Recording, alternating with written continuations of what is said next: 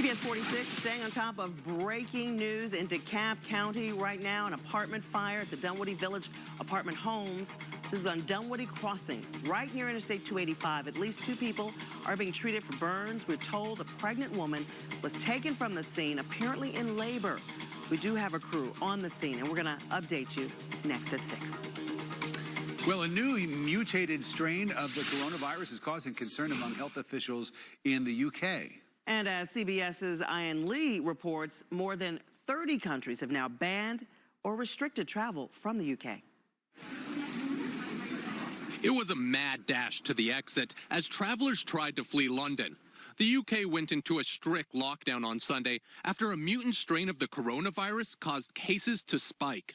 Given the early evidence we have on this new variant of the virus, the potential risk it poses, it is with a very heavy heart. I must tell you, we cannot continue with Christmas as planned. Much of England's southeast, including London, is the epicenter of the new outbreak. Health officials say this latest strain is 70% more transmissible, and hospitals are being overwhelmed. The news caused chaos at borders as countries closed their doors. Germany, Italy, and Canada join a long list of countries banning flights from the UK. France also put the brakes on travel. Now thousands of trucks with holiday goods are stuck at crossings. While the virus spreads more easily, it doesn't appear to be more deadly, and doctors believe the vaccines should work against it. This is not the time to panic. In all likelihood, this is just another mutation that leads to another strain, and that is what we have seen throughout the pandemic. Currently, World Health officials have discovered 4,000 mutations of the coronavirus. So far, the 2 approved vaccines are believed to prevent all of them. Ian Lee, CBS News, London. This is CBS 46 News. CBS 46 News is in front of breaking news on an apartment fire in DeKalb County. Chopper 46 is over what used to be a complex. The disaster zone is at the Dunwoody Glen apartment homes. CBS 46's Zac Summers there right now. Zac, what have you learned?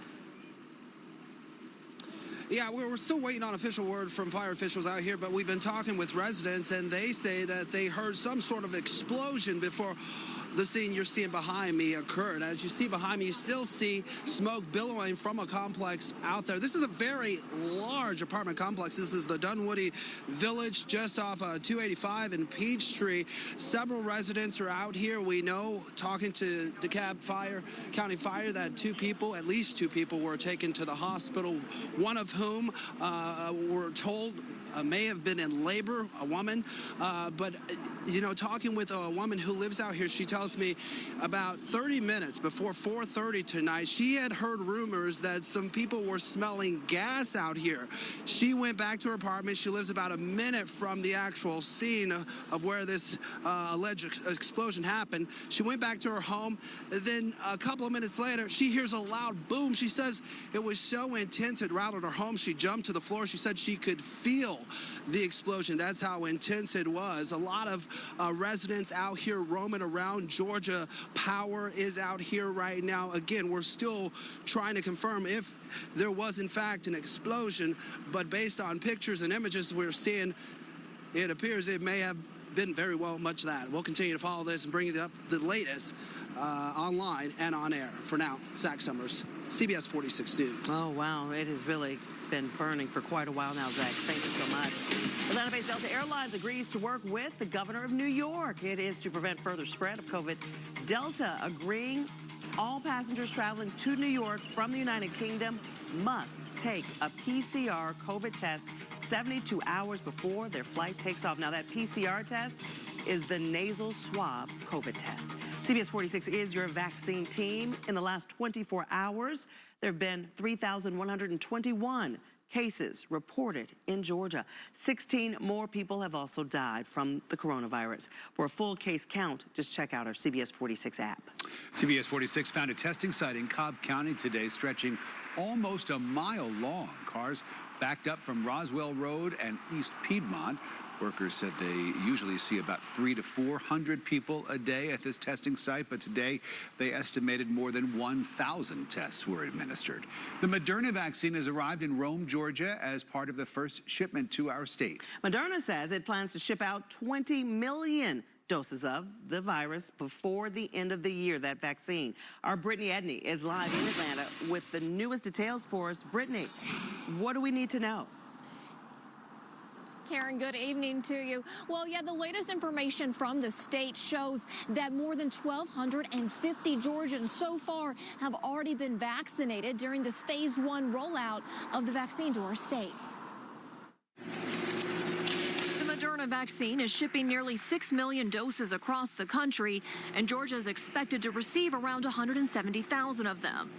The vaccine proved 94.1% effective in preventing the coronavirus during clinical trials, some of which were conducted at Emory University. There are more than 537,000 healthcare workers statewide, and the vaccine is going to those workers first, and then nursing home residents and staff. We've got to relieve the burden on hospitals, on healthcare workers. And to do that, you need to vaccinate those who would wind up in the hospital. And that's the over 75s. Health officials explain that unlike the Pfizer vaccine, Moderna's doesn't need to be stored in extremely cold temperatures, so it's easier to distribute. This first wave of Moderna shipments will be sent to more than 3,500 sites, a greater number than the Pfizer vaccine was sent to, in part because the Moderna vaccine can be accommodated in more sites, including harder to reach and more rural places. State health officials tell us that they are expecting a second allocation of the Pfizer vaccine this week to the tune of about 60,000 doses. Now, of that, 20,000 doses are expected to go to long-term health care facilities. And as far as when those health care facilities could be getting some of those shots, well, they're saying on or around December 28th, 3 days after Christmas. Reporting live in Atlanta, I'm Brittany Edney, CBS 46 News. That's a week from today. Brittany, thanks. The Atlanta-based CDC looking at what groups of Americans will be next in line. A panel voted in favor of people 75 and older and essential workers, including teachers, first responders, and grocery store workers.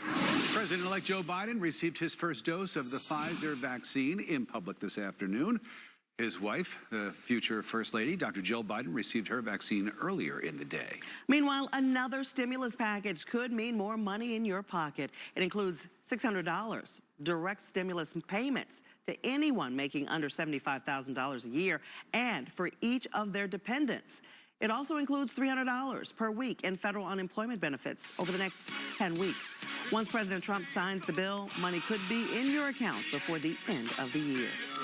All right, let's get back to that travel warning from the CDC. CBS 46's Barmel Lyons, live inside Hartsfield-Jackson International Airport. So, Barmel, any sign of more people heading either into town or heading out of town for the holidays?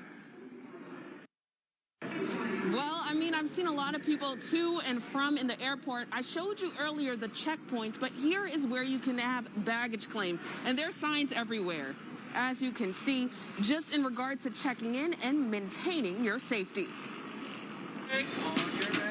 I'm so excited to see my family. I haven't been home in a while. I was in Europe for 10 months. It's a holiday rush amidst the COVID-19 pandemic. Despite CDC's warning to stay home, anticipating another spike in COVID-19 cases. In Georgia, we have over 509,000 individuals who have been diagnosed with COVID, and we have over 9,400 deaths from COVID. So we don't expect those numbers to go down. While you're here at our airport, adhere to the rules that we have in place. Hartsfield-Jackson Airport Director for Customer Experience, Steve Mayers, asking passengers to look out for signs and maintain safety protocol. 6 feet social distancing markers and plexiglass dividers. Hand sanitizer stations, masks being provided at every checkpoint. I get a little nervous on the plane because sometimes there is a middle seat. So that's the only thing that kind of gives me apprehension at times. Check with your airline to see what their seating arrangements are. Delta being one of the airlines that still maintains blocking out the middle seat. One medical doctor, Naila Aboldaki, says if you must travel, get tested before you fly. Restrict your exposure to others at least 2 weeks in advance of your flight. Arrive early. You know, if you have a disability, and you request assistance 2-3 hours before. Regardless as to whether or not you're stuck at home for the holidays or traveling, there are still ways to stay connected. Just try to reach out to one another and just stay connected. And if you can't be with your family during these times, just give them a call, video call them, whatever you can to be with them. Now check it out. As you can see, it is a little scanty out here, but the TSA administration, World Transportation Security Administration, already screening over 1 million people on Friday and Saturday, and they're expecting that to increase in the coming days. In Atlanta, I'm Barmel Lyons, CBS 46 News. Thank you, Barmel. Let's take a live look at the current temperatures here in the metro, and as you can see, it's very, very mild for mid-December with the double fives there, right there in the heart of the metro area. Clear right now, but things are going to be changing as we head towards the holiday. As Rodney likes to say, a pair of nickels. Yeah. Right. In Vegas terms. Yeah. But in Atlanta terms, it's simply chilly this evening. It's going to stay cold for the rest of the night. But I tell you what, this is really the best part of the week today and tomorrow, because we do, as Rick mentioned, have some big changes coming by the end of the week. A beautiful sunset right now as you take a live look over the Georgia Aquarium, where temperatures, as Rick mentioned, 55 degrees right now outdoors. The winds are out of the west at 9. They're actually gusting, though, to near 20 miles per hour. So there is a bit of a gust out there this evening. Keep that in mind if you do have any evening plans. Speaking of which, it will be chilly this evening. So by 7 o'clock, it's down to 51 degrees. At 8 o'clock, 49 degrees. So we will spend much of the evening in the 40s. So if you do have to get out and about, make sure and grab that jacket. You'll need it for the rest of the night and into early on Tuesday morning. But we do get pretty close to 60 degrees for tomorrow. So we get a bit of a warm up, and then a huge drop in temperatures is coming up here at some point this week. So nice start to the week, but I am tracking some rain. That's going to be the day before Christmas. So if you have any travel plans, we're going to walk you through the timing of that rain coming up. And as I mentioned, some much colder weather coming just in time for Christmas. We'll talk more about your complete forecast that's coming up a little bit later. Thank you, Rodney. An audit started today into absentee ballots that were cast in Cobb County for the general election. Both the Georgia Bureau of Investigation and a research team from the University of Georgia will help check signatures on those absentee ballots. Secretary of State Brad Raffensperger has said the audit will not impact the November election results, which had Joe Biden winning the state of Georgia. He also said that signatures on absentee ballots are confirmed twice. More than 40,000 people in Fulton County cast their ballots during early voting at the State Farm Arena in the general election. And now you have the same opportunity for the Senate runoff election, but with another venue in addition to it, Mercedes-Benz Stadium, just a little bit down the street from State Farm. CBS 46's Melissa Stern is there now, and she joins us live. Hi, Melissa. Hey, Mercedes-Benz Stadium is hosting early voting only. It will not serve as a voting location on Election Day. Voters can vote here at Gate 2. State Farm Arena was open for early voting from December 14th through the 19th. Mercedes-Benz Stadium will be available December 22nd through the 30th. This was all made possible through a partnership between Fulton County, the Hawks, and A&B Sports and Entertainment, the parent company of the Falcons. No voting will take place on Christmas Eve Day or Christmas Day. The size of the venues will help facilitate social distancing during the pandemic. Fulton County residents can cast their ballot at any early voting location in the county. On Election Day, however, voters must visit their assigned precinct. Early voting lasts through the end of the month here. Reporting live in Atlanta, I'm Melissa Stern, CBS 46 News. Thank you, Melissa. And Vice President-elect Kamala Harris arriving in Columbus, Georgia today. Senate showdown tomorrow at 10 p.m. right here on CBS 46. All right, we are hearing from the public information officer of the DeKalb Fire Department talking about that apartment complex fire. Let's listen in. You said it's so smoky over there you can't even see the units. How is the fire out? There is still some embers burning at this time, but again, as I said, it's just a lot of smoke, and right now I don't have a breathing apparatus to go get closer, to go see and survey the damage more, but it is a significant amount of damage.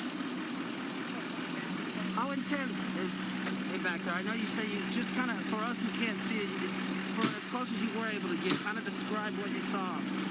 It's a lot of damage. I mean, the building is pretty much gone. And it's, again, a lot of fire damage. It's been burning since about 4:30. I'm not sure what time it is now. I think it's closer to 6:30 maybe, so it's been a couple hours. So it's been very heavily involved.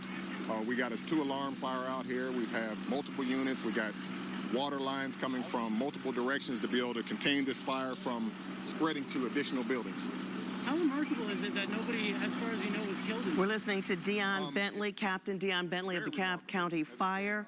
A very, very massive operation out there. We do know at least one pregnant woman had to be taken from the scene, 2 people perhaps injured. We're going to stay on top of this. Our reporter, Zac Summers, is there and will update us later in the show.